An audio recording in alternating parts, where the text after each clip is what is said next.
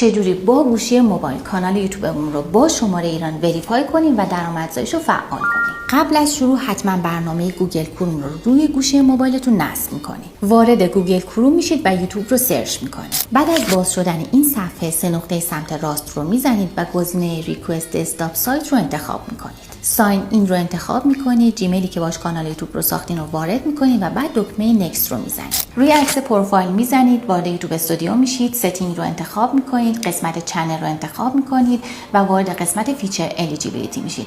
گزینه دوم رو انتخاب میکنید و حالا وقتش اینه که شماره تماس ایرانتون رو وارد کنید.